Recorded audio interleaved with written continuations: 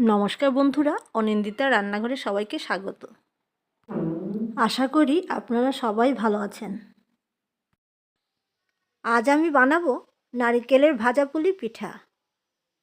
এই পিঠাগুলি এভাবে বানালে অনেকটা মুচমুচে ও ক্রিস্পি হয়, আর অনেক দিন পিঠাগুলোকে সংরক্ষণ করে রাখা যায়।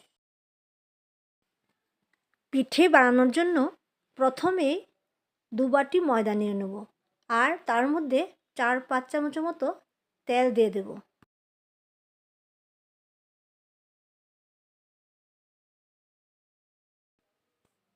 এবার তেল ও ময়দা ভালো করে মিশিয়ে অল্প অল্প করে জল দিয়ে কিছুক্ষণ সময় মাখিয়ে একটা সফট ডো তৈরি করে নিতে হবে।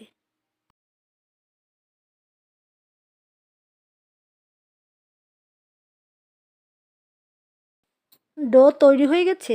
এবার অল্প তেল মাখিয়ে একটা ঢাকনা দিয়ে অল্প সময়ের জন্য রেখে দেব।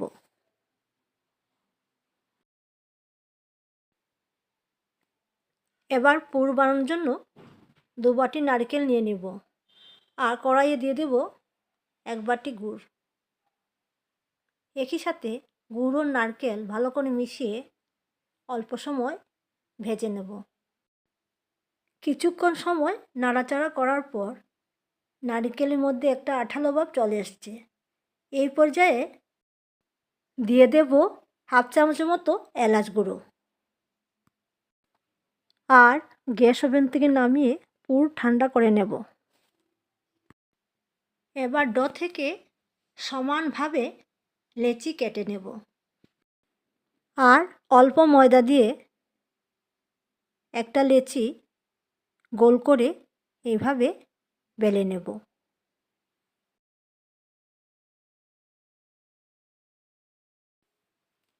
সব কয়টা লেচি বেলা হয়ে গেছে। এবার একটা লেচি নিয়ে তার মধ্যে 2 চামচের মতো নারকেলের পুর দিয়ে দিতে হবে, আর দুপাশ ভালো করে চাপা দিয়ে লাগিয়ে দেব, আর হাত দিয়ে এভাবে একটা ডিজাইন বানিয়ে নেব। ডিজাইনটা এভাবে দিতে হবে যাতে পিঠাগুলো তেলের মধ্যে ছাড়লে মুখগুলো খুলে না যায়। সবগুলো পিঠাই আমি সুন্দর একটা ডিজাইন দিয়ে দিয়েছি। এবার একে একে সব পিঠাগুলি ভেজে নেব। তেল গরম হয়ে গেলে এবার মিডিয়াম আঁচে একে একে পিঠাগুলো ভেজে নেব।